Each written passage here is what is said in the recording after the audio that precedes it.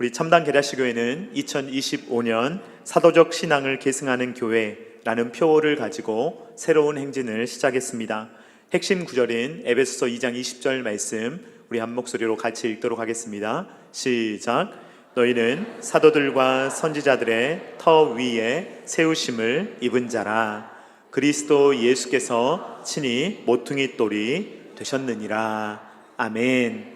지난주에 저는 이 말씀을 나누면서 사도들과 선지자들의 터라는 것은 어떤 특별한 사람, 베드로처럼 특별하게 어떤 쓰임받는 사람 위에 교회를 세운 것이 아니라 그 사람은 연약했지만 그 사람에게 주셨던 신앙 고백, 그 사람이 했던 올바른 신앙 고백 위에 교회가 서 있다라는 내용을 살펴보았습니다.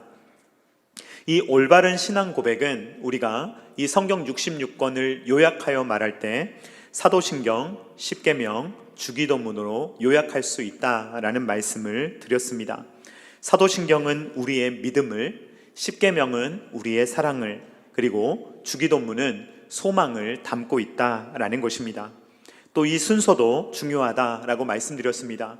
율법이 먼저 오는 것이 아니라 복음이 먼저 오기 때문에 사도신경에 복음이 먼저 오고 그리고 나서야 구원받은 자로서의 행위, 그것이 율법, 십계명으로서 오는 것이며 우리의 행위는 완전하지 않기 때문에 우리는 하나님께 기도하며 나아가야 된다. 기도. 이렇게 사도신경, 십계명, 주기도문에 신학적인 의미가 있다라는 것까지 설명을 드렸습니다. 지난주에 저는 40주가 왜 중요한가라는 중요성에 대해서 말씀을 나누었고, 그리고 전체적인 그림, 이런 그림입니다 라는 것을 높은 곳에서 바라보는 관점으로 여러분들에게 설명을 드렸습니다. 오늘부터는 사도신경을 집중해서 살펴보려고 합니다. 우리는 매주 예배를 시작할 때마다 사도신경을 고백하곤 합니다. 여러분, 오늘도 우리는 사도신경을 고백했습니다. 여러분, 우리는 왜 그렇게 해야 합니까? 그 이유는 교회라는 공동체 자체가 신앙 고백 공동체이기 때문에 그렇습니다. 저희가 다른 공동체와 차이점이 무엇이냐, 교회란 다른 공동체와 무엇이 다르냐라는 것을 우리는 사도신경이라는 것을 고백함으로써 우리는 이런 특성을 가진 공동체입니다 라는 것을 우리가 사도신경을 통해서 고백하고 있다라는 것입니다. 사도신경은 이처럼 중요한 교회의 신앙 고백입니다. 그런데 여러분, 이렇게 중요한 신앙 고백이라면, 우리가 예배 때마다 해야 되는 고백이라면 성경에 있어야 하지 않겠습니까? 혹시 사도신경이 창세기부터 요한계시록 어디에 쓰여 있는지 혹시 아시는 분이 계십니까? 자, 다른 것과 비교해 보도록 하겠습니다. 여러분, 십계명은 성경에 있습니까? 없습니까? 있습니다. 몇 번 쓰여 있습니까? 2번 쓰여 있습니다. 출애굽기 20장과 신명기 5장에 기록되어 있습니다. 그렇다면 주기도문은 어떻습니까? 주기도문은 성경에 있습니까? 없습니까? 있습니다. 몇 번 쓰였습니까? 2번 쓰여 있습니다. 마태복음 6장과 누가복음 11장에 쓰여 있습니다. 그런데 사도신경은 성경에 있습니까? 없습니까? 전문이 있어요? 없어요? 없어요. 전문이 없습니다. 그렇기 때문에 어떤 사람들은 이렇게 주장합니다. 주로 미국의 그 침례교 전통에 있는 분들이 그런 주장을 하곤 하는데, 사도신경처럼 성경에 기록되어 있지 않은 것을 예배 시간에 고백하는 것은 잘못된 일이다 라고 주장하는 그러한 사람들이 있습니다. 이런 사람들이 하는 이야기는 얼핏 들을 때는 굉장히 좋게 들립니다. 우리는 성경밖에 모른다. 우리는 오로지 성경 이야기만 한다. 신조는 말해서는 안 된다 라고 그렇게 말씀하시는 분들이 있습니다. 우리는 예수님을 말해야지 신조를 말해서는 안 된다 라는 식으로 그렇게 주장하는 분들이 있는데, 이런 분들을 우리는 무신조주의자라고 말할 수가 있습니다. 신조를 주장하면 안 된다라고 주장하는 사람들을 무신조주의자라고 말할 수가 있는데, 이렇게 말씀하시는 분들의 이야기를 들을 때 좋게 들리기도 합니다. 아, 그래야 되는가? 성경에 기록된 것만 말하고 성경에 기록되지 않은 것은 전혀 말하면 안 되는구나 라고 어떤 분들은 감동을 받을지도 모릅니다. 그러나 여러분, 무신조주의자들의 주장을 잘 들어보면, 자세히 생각해 보면 그들에게는 두 가지의 오류가 있습니다. 첫 번째 오류는 무엇이냐면, 성경이 신조를 담고 있기 때문에, 성경 자체가 신조의 내용과 일치하기 때문에 성경과 신조를 나눌 수 없다는 것입니다. 마치 성경은 하나님의 말씀이고 신조는 인간의 생각인 것처럼 생각하는 것 자체가 잘못된 구분입니다. 이 신조는 무엇이냐? 성경을 요약한 것입니다. 성경을 담고 있는 것입니다. 그렇기 때문에 성경과 신조를 적대적으로, 성경과 신조를 대조하는 이러한 무신조주의자들의 그러한 주장은 잘못된 주장이다라는 것입니다. 두 번째로 무신조주의자들의 잘못은 무엇이냐면 신조를 주장하면 안 된다라는 것 자체가 신조이기 때문입니다. 그들이 말하는 것 자체가, 그들의 주장 자체가 하나의 신조다라는 것입니다. 여러분, 이런 겁니다. 만약에 저는 정치 색깔이 없습니다. 저는 정치를 하지 않겠습니다. 정치에 참여하지 않겠습니다 라고 말한다면 저는 정치를 하는 겁니까? 안 하는 겁니까? 제가 정치한 거예요? 안 한 거예요? 방금? 제가 방금 정치한 거예요. 제가 말한 게 정치예요. 저는 정치의 여러 형태 중에서 저는 정치에 참여하지 않는 정치를 하는 거예요. 이것 또한 정치입니다. 그래서 신조를 주장하면 안 된다라고 말하는 것 자체가 신조예요. 그렇기 때문에 그들의 주장에는 오류가 있다라는 것입니다. 만약에 무신조주의자들의 주장을 따른다면 우리는 신학을 못합니다. 예를 들어서 삼위일체 고백하면 안 돼요. 삼위일체라는 말 자체가 성경에 없어요. 그렇기 때문에 그런 용어 자체를 사용해서도 안 되고 그러한 것들을 설명해서도 안 된다라고 하게 됩니다. 그리고 더 나아가서는 설교도 해서는 안 될 거예요. 목회자가 해석해서 여러분들에게 전하는 설교조차 하면 안 되고 뭐만 해야 되겠습니까? 오로지 성경만 읽어야 되겠죠. 그런 식으로 주장하면, 극단적으로 주장하면 안 된다라는 것입니다. 자, 여러분, 우리는 예배 시간에 얼마든지 사도신경을 고백할 수 있습니다. 얼마든지 고백할 수 있습니다. 왜 그렇습니까? 첫 번째로 여러분, 사도신경의 내용이 성경적으로 볼 때 성경과 다른 면이 있습니까? 없습니까? 없습니다. 사도신경은 철저하게 성경적입니다. 그렇기 때문에 우리가 고백해도 되는 것입니다. 우리가 이 사도신경을 고백하는 이유는 이 사도신경이 그저 오래되었기 때문에, 그저 전통이기 때문에 고백하는 것이 아닙니다. 사도신경이 성경과 정확하게 일치하기 때문에, 성경을 잘 요약하고 있기 때문에 우리는 사도신경을 고백하는 것입니다. 두 번째로 왜 우리는 사도신경을 고백하느냐? 사도신경은 적어도 1800년 이상이 된 전통입니다. 전통적으로 수많은 교회들, 수많은 신학자들, 수많은 성도님들이 보았을 때 사도신경의 내용은 옳다, 사도신경은 교회에서 고백하는 것이 유익하다라는 것이 이미 증명이 되었다라는 것입니다. 그러므로 우리는 사도신경의 전통을 잘 계승하고 발전시킬 수가 있는 것입니다. 여러분, 전통은 다 나쁜 것입니까? 아닙니다. 왜 우리가 전통을 좀 어려워하고 좀 싫어하냐면요, 로마 가톨릭이라는 너무 오랫동안 전통을 세워서 그 전통을 가지고 1000년 정도의 교회에 암흑기를 가져왔기 때문에 우리는 전통이라고 생각하면 전통은 안 좋은 것 아니야? 라고 생각할지 모릅니다. 그러나 여러분, 좋은 전통이라는 것은 우리가 얼마든지 받아들이고 계승하고 발전시킬 수가 있다라는 것입니다. 그래서 우리는 두 가지 이유로 이 사도신경은 성경적이기 때문에, 그리고 사도신경은 적어도 1800년 이상 교회 안에서 그 내용이 성경과 정확하게 통한다라고, 또 이것이 우리의 신앙에 유익이 된다고 증명이 되었기 때문에 우리는 얼마든지 사도신경을 계승할 수 있고 이것을 예배 시간에 고백할 수 있다라는 것입니다. 개신교 전통에 있어서 매우 중요한 역사적 문서들이 몇 개 있는데 그 중에 하나, 손에 꼽을 수 있는 문서 중에 하나가 하이델베르크 요리문답이라는 문서입니다. 그 문서에 보면 사도신경의 전통의 중요성을 매우 강하게 지지하고 있습니다. 하이델베르크 요리문답 22문, 제가 문제를 읽으면 여러분들이 답을 해주시기 바랍니다. 그러면 그리스도인은 무엇을 믿어야 합니까?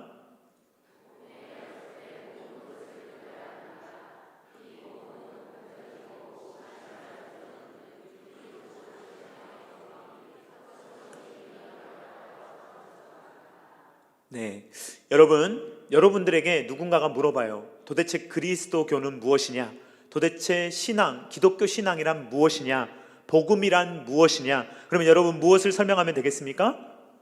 사도신경을 설명해 드리면 돼요. 그것이 정확한 복음입니다.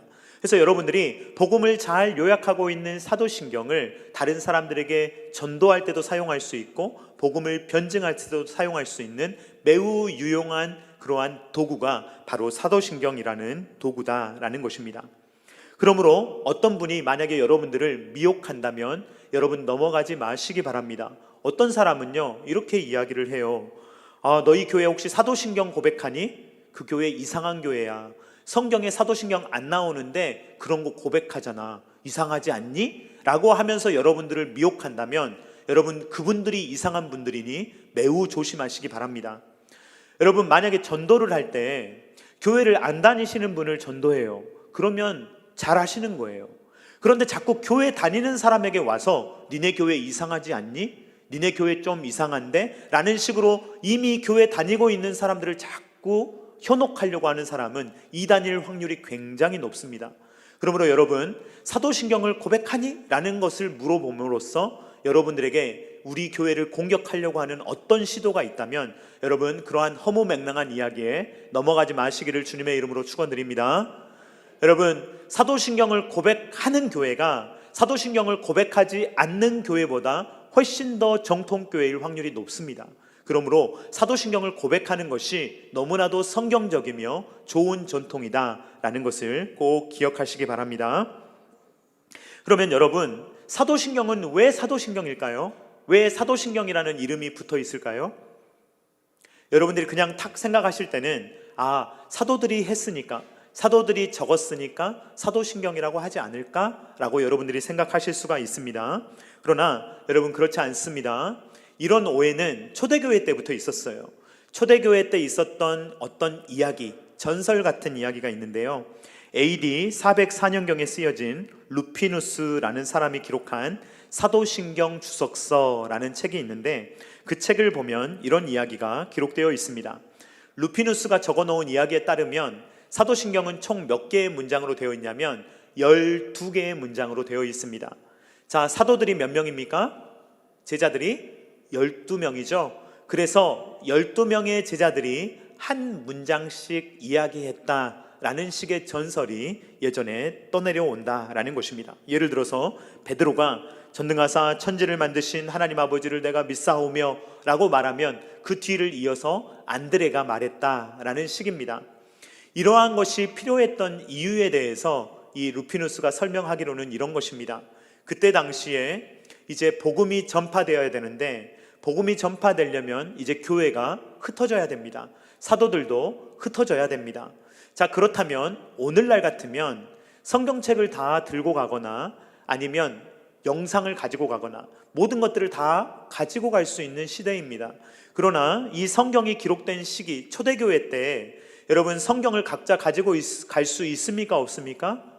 없지요. 그러면 복음을 어떻게 전파해 줄 수가 있습니까? 오로지 암기에 의존해서 복음을 전파해야 되는 것입니다. 암기에 의해서 복음을 전파하다 보면 내용이 달라질 가능성이 있습니까? 없습니까? 내용이 달라질 가능성이 매우 높습니다. 여러분 소문이 나는 거 한번 보십시오. 소문이 나는 거 보면 기가 막혀요. 정말 하나가 있다라고 말이 됐으면 나중에 보면 1000개도 되어 있고 10,000개도 되어 있습니다. 이것이 소문이라는 것입니다. 사람의 말은 자꾸 와전될 확률이 높습니다. 그렇기 때문에 이렇게 확정된 어떤 내용이 동일하게 전파될 필요성이 있었기 때문에 사도신경이 기록되었다라고 그렇게 설명을 하고 있다라는 것입니다. 자, 여러분 이 사도신경을 그러니까 누가 기록했는지 압니까? 모릅니까? 모릅니다. 누가 기록했는지는 몰라요. 그렇지만 이 성경, 이 사도신경의 내용이 성경적인 것은 분명합니다. 그리고 언제부터 사용되었느냐? 약 주후 150년경부터 사용이 되었습니다. 150년경부터 지금에 이르기까지 사도신경의 내용은 교회에 있어서 매우 중요한 믿음의 틀로서 이제까지 우리에게 전달되어 왔다라는 것입니다.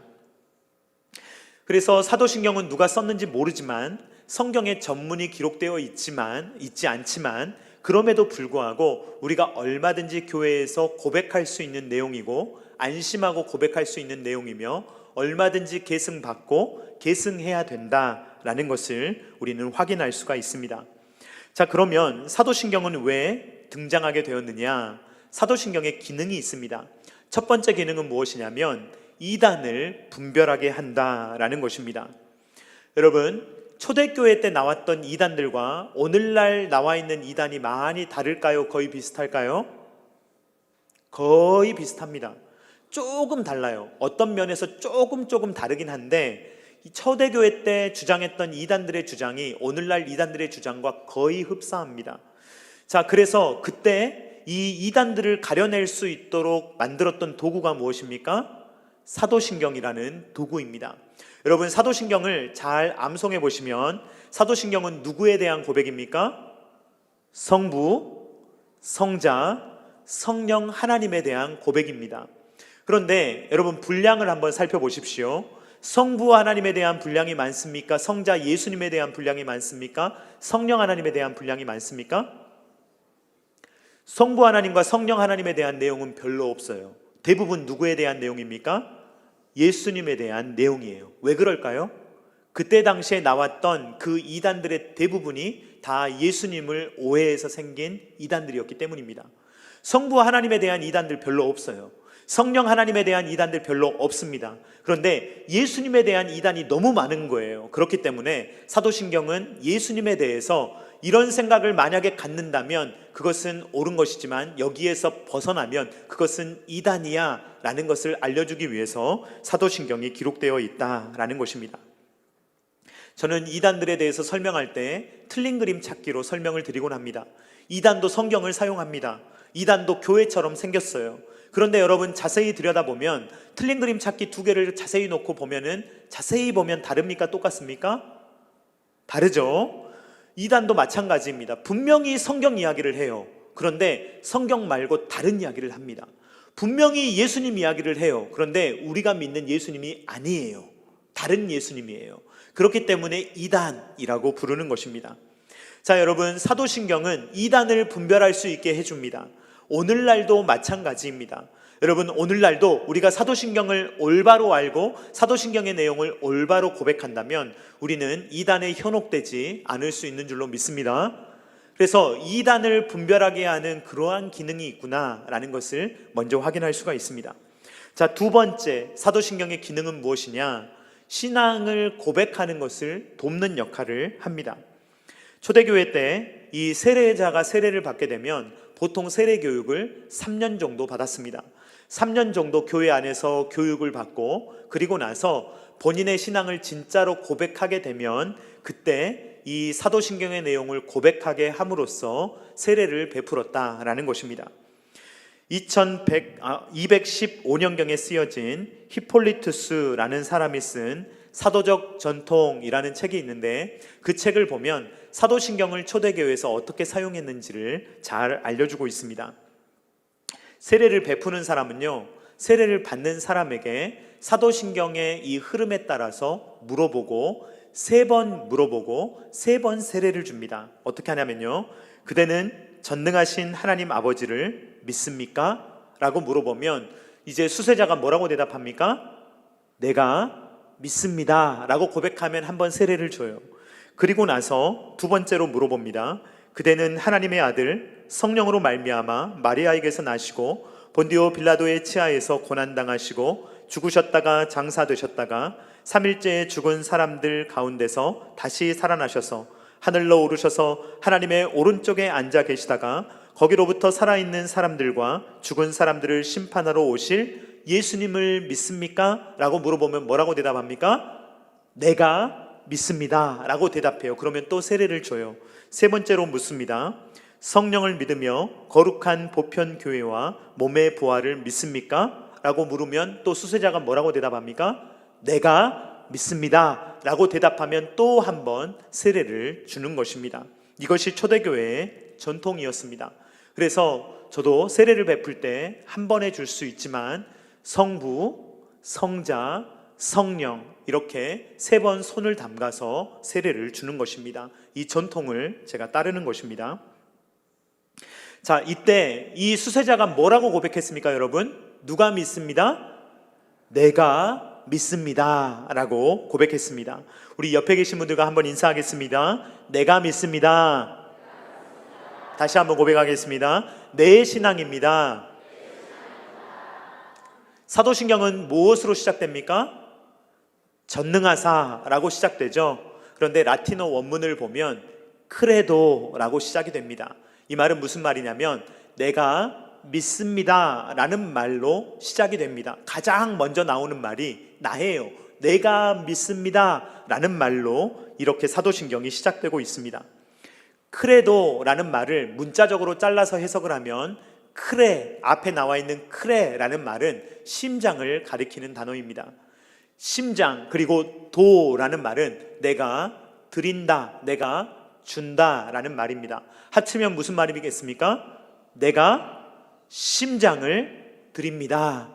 내가 나의 심장을 당신에게 드립니다 라는 고백이 크레도라는 고백이다 라는 것입니다. 여러분, 신앙 고백은 무엇을 걸어야 드릴 수 있다는 것입니까? 목숨을 걸어야만 드릴 수 있는 것이 바로 크레도라는 신앙 고백이다 라는 것입니다. 여러분, 초대교회 때 신앙 고백한다는 것은요, 죽을지도 모른다는 말이에요. 이 로마의 박해의 삶 가운데 내가 기독교인이라는 것을 밝힌다는 것은, 저는 그리스도인입니다 라고 세례를 받는다는 것은 저는 어떤 박해를 받아도 그것을 이겨낼 것입니다. 저는 저의 생명을 위협한다고 하더라도 저의 신앙을 꺾을 수 없습니다 라고 결단이 설 때 할 수 있는 것이 바로 크레도라는 고백이다 라는 것입니다. 오늘날도 마찬가지입니다. 오늘날도 무슬림권에 사는 사람이 만약에 크레도 하려면, 내가 믿습니다라고 세례를 받으려면 죽을 각오를 해야 합니다. 가족들이 와서 죽일지 몰라요. 그렇기 때문에 오늘날에도 자기의 목숨을 걸어야만 고백할 수 있는 것이 바로 신앙 고백이다라는 것입니다. 그래서 신앙을 액세서리 정도로 생각하는 사람은 사실 신앙 고백을 할 수가 없습니다. 그저 좋은 이야기 한번 듣고 싶어서 교회에 오면 그냥 마음이 조금 편해지기 때문에, 그렇기 때문에 만약에 교회에 온다면 그저 나의 유익과 나의 기쁨을 위해서 교회에 오는 것이라면 신앙 고백하기 어렵습니다. 나의 목숨을 드리고 나의 생명을 드려야만 할 수 있는 것이 신앙 고백인데, 그냥 액세서리 정도로 걸치고 있다가 필요 없으면 언제든지 던져버릴 수 있는 것이라면 절대로 내가 믿습니다 라는 크레도의 신앙 고백을 할 수 없다는 것입니다. 그렇기 때문에 제가 사도신경을 천천히 고백하자는 거예요. 이런 신앙 고백을 막 랩하듯이, 읊조리듯이 빨리 하는 것은 기억력 테스트, 암송을 하는 것이지 고백하는 것이 아닙니다. 그냥 막 외워버리고 끝내버리는 것, 그것은 우리가 신앙 고백을 하는 게 아니고 그냥 기억력 테스트 하는 거예요. 그렇지가 않고, 우리가 사도신경을 고백할 때는 매번 무엇을 고백해야 되느냐? 세례 받았을 때를 생각하면서 내가 나의 목숨까지 드릴 수 있습니다, 저의 목숨을 걸고 고백합니다 라고 할 때 고백할 수 있는 것이 사도신경의 고백이다 라는 것입니다. 여러분, 이런 신앙 고백을 인간의 힘으로 할 수 있겠습니까? 없겠습니까? 제가 여러분 설득하면 여러분 목숨 걸고 신앙 고백 하실 수 있겠습니까? 목사가 설득한다고 되는 것이 아닙니다. 여러분, 제가 백날 설득한들 제 자신도 설득하지 못해요. 제 자녀도 설득하지 못합니다. 그러나 여러분, 이러한 목숨을 걸 수 있는 신앙 고백은 우리 하나님께서 하늘로부터 주시는 줄로 믿습니다. 마태복음 16장 17절 말씀 같이 읽도록 하겠습니다. 시작. 예수께서 대답하여 이르시되,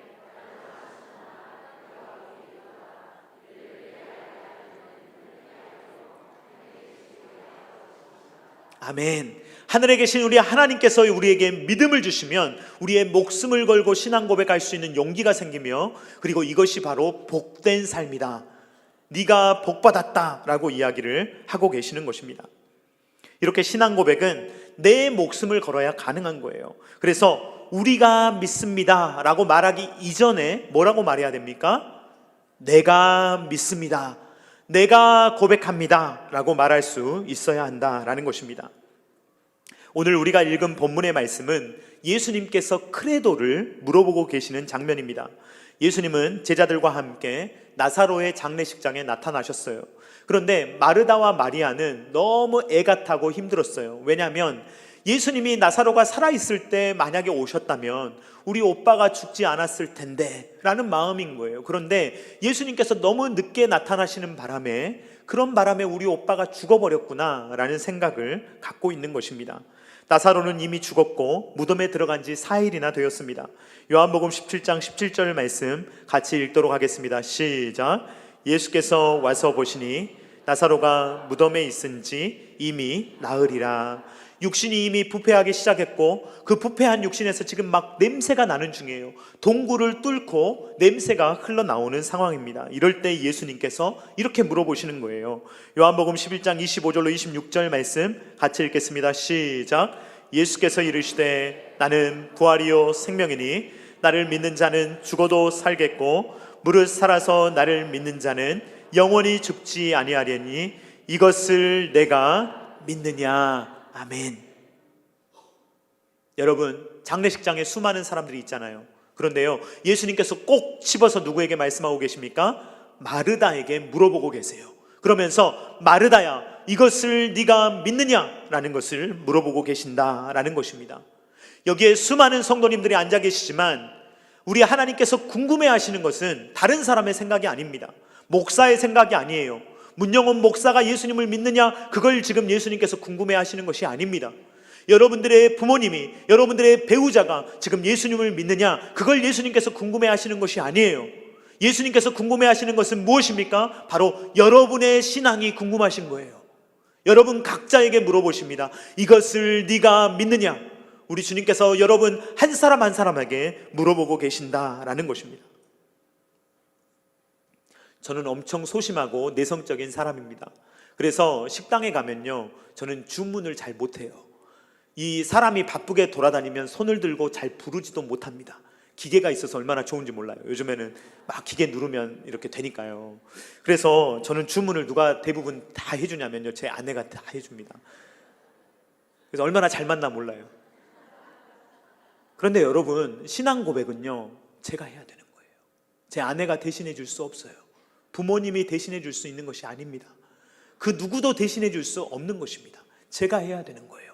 내가 해야 돼요. 내가 믿습니다 라고 고백해야 된다라는 것입니다. 물론 부모님의 믿음, 배우자의 믿음 중요합니다. 영향을 줘요. 부모님의 영향과 배우자의 그 영향력이 엄청나게 강합니다. 예를 들어서 이 한 사람으로 말미암아 온 가족이 구원받는 경우가 있어요. 라합 한 사람 때문에, 라합의 믿음 때문에 라합의 가족은 다 멸망당하지 않고 구원을 받을 수가 있었습니다. 빌립보에 있는 간수도 마찬가지예요. 바울이 주 예수를 믿으라 그리하면 너와 내 집이 구원을 받으리라 라는 말씀을 온 가족이 받았고 그 온 가족이 다 같이 세례를 받았습니다. 그런 경우도 있습니다. 그러나 우리가 믿습니다 라고 말하는 것은요, 나를 빼는 거예요. 우리예요. 내가 들어가야 돼요. 내가 고백해야 돼요. 내가 먼저 고백해야 그것이 우리의 고백이 된다라는 것입니다. 저는 여러분들에게 이것을 오늘 굉장히 강조하고 싶습니다. 왜냐하면 이 크레도의 문제가 저의 문제였어요. 저에게는 이것이 굉장한 문제였습니다. 왜 그렇습니까? 저는 모태신앙이었습니다. 저희 부모님이 목회를 하셨어요. 태어나 보니 교회예요. 저는 교회에서 살았습니다. 늘 교회였어요. 언제나 교회였습니다. 그래서 교회처럼 편한 곳이 없고 마치 공기 같아요. 저는 물 같고 교회가. 그래서 교회가 저는 한 번도 불편한 적이 없습니다. 한 번도 떠난 적이 없습니다. 그런데 제 마음 가운데 어떤 어려움이 왔냐면 이것이 내가 믿는 것인지 아니면 부모님 때문에 믿는 것인지 나의 신앙 고백인지 내가 세뇌당한 건지 너무 헷갈리는 거예요. 그래서 이것을 정리해 가는데 굉장히 오랜 시간이 걸렸습니다. 어렸을 때부터 교회에서 살았습니다. 예배란 예배는 다 드렸습니다. 빠진 적이 없어요. 그렇게 예배를 드리며 살았고 수련회 때마다 은혜 얼마나 많이 받았는지 모릅니다. 눈물도 많이 흘렸습니다. 수련회 준비하면서 입력원으로 준비하면서 막 몇 달간 준비하기도 하고 하면서 은혜를 많이 받았어요. 그런데 그래도 정말 내 신앙, 나의 주, 나의 하나님으로 고백하는 데는 굉장히 오랜 시간이 걸렸습니다. 어느 시점이 되니까 그것이 제 신앙이 됐어요. 어느 시점이 되니까 저의 고백이 됐어요. 그렇기 때문에 제가 저의 신앙을 지금도 가지고 있고 그렇기 때문에 제가 신학교도 갈 수 있었으며 그렇기 때문에 지금도 목회를 할 수 있는 겁니다. 만약에 크레도가 아니다, 제 신앙이 아니다라고 한다면 저는 절대 목회 못해요. 어떻게 이렇게 살겠습니까? 그런데 크레도가 되기 때문에 제가 이러한 삶을 살아갈 수가 있다라는 것입니다. 저는 이걸 확인하고 싶어서 정말 성경도 많이 읽고 기도도 많이 하고 신앙 서적도 많이 읽었어요. 그러면서 나의 크레도로 내가 신앙 고백할 수 있게 되었기 때문에 이 신앙을 지금 가질 수 있다라는 것입니다.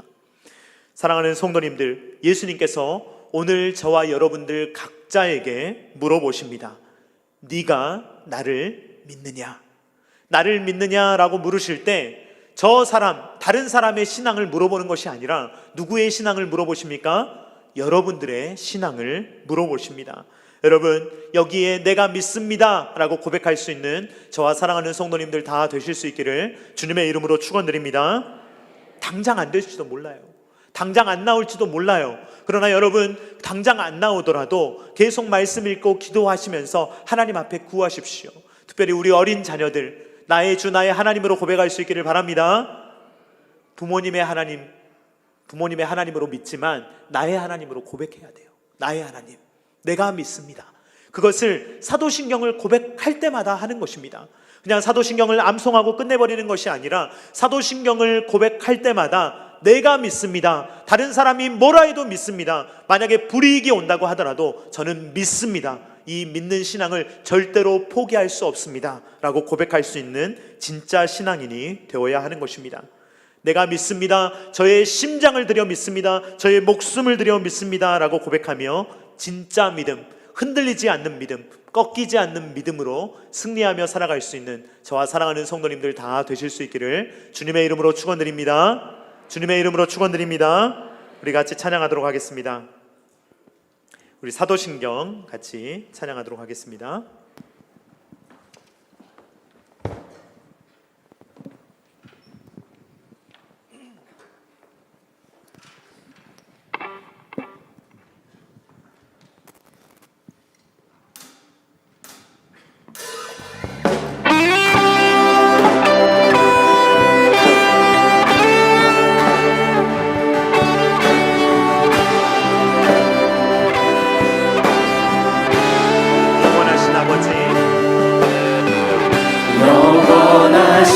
아버지 창조주 하나님 전능의 주 그의 성령으로 잉태된 주 예수 우리 구원자 영원하신 아버지 창조주 하나님 전능의 주 그의 성령으로 잉태된 주 예수 우리 구원자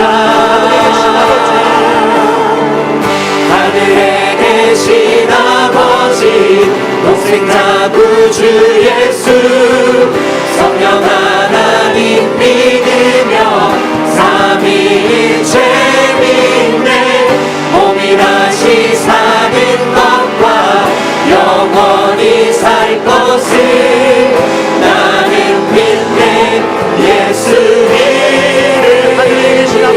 이름으로 하늘에 계신 아버지 독생자 구주 예수 성령 하나님 믿으며 삼위일체 믿네 몸이 다시 사는 것과 영원히 살 것을 나는 믿네 예수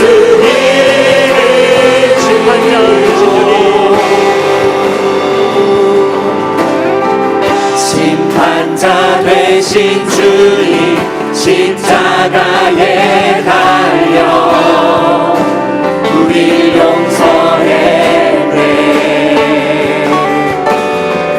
죽은 자 가운데서 영광으로 사셔 보좌에 앉았네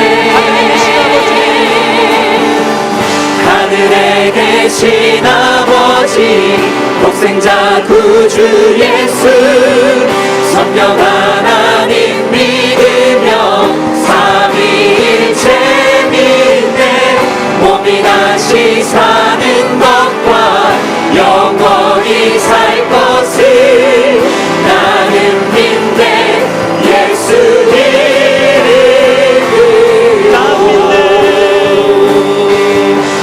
난 믿네 예수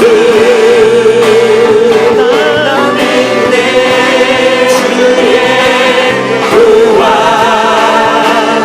난 믿네 예수 그리스도는 주 다시 한번 고백합니다. 난 믿네. 난 믿네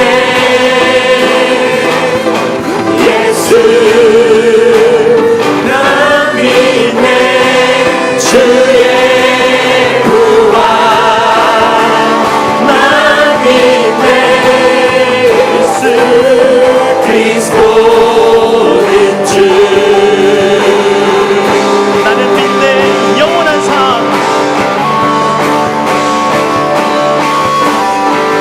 나는 믿네 영원한 삶 성령으로 인해하신 주님의 거룩한 교회와 성도의 교제를 주님 다시 오시는 날 다시 사는 것을 나는 믿네 예수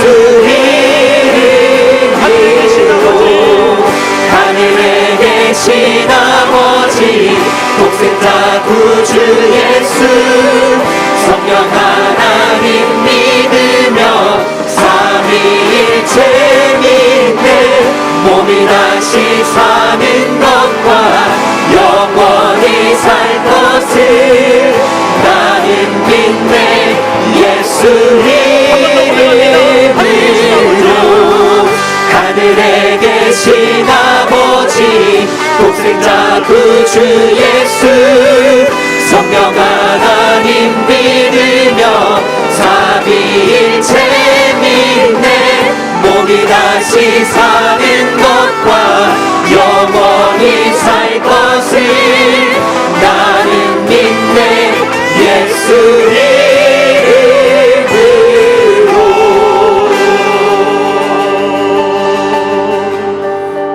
이 시간 우리 주님께서 물어보십니다. 이것을 네가 믿느냐? 이 시간에 우리가 주님 앞에 나갈 때 주여 내가 믿습니다. 확실히 믿습니다. 무엇으로도 바꿀 수 없는 이 믿음 내가 믿고 나아가오니 주여 나의 믿음을 붙들어 달라고 다 같이 주여 한번 외치고 기도하겠습니다. 주여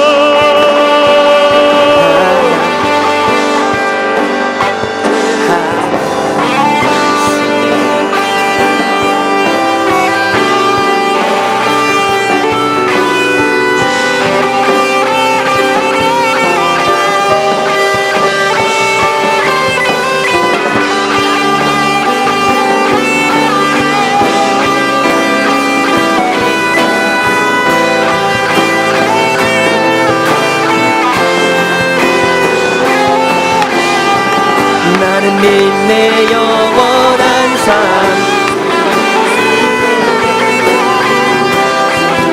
나는 믿으며 삼위일체 믿네 몸이 다시 사는 것과 영원히 살 것을 나는 믿네 예수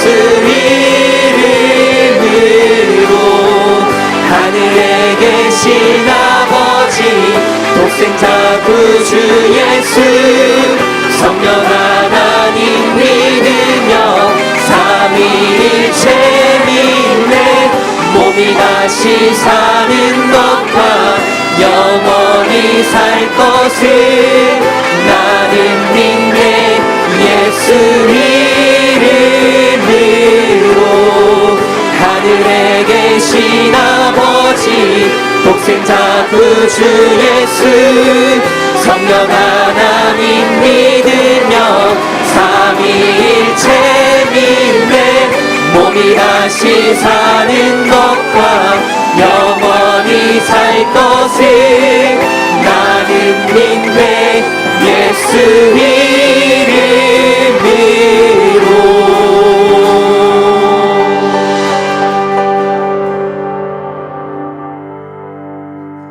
사랑하는 하나님 아버지, 감사를 드립니다.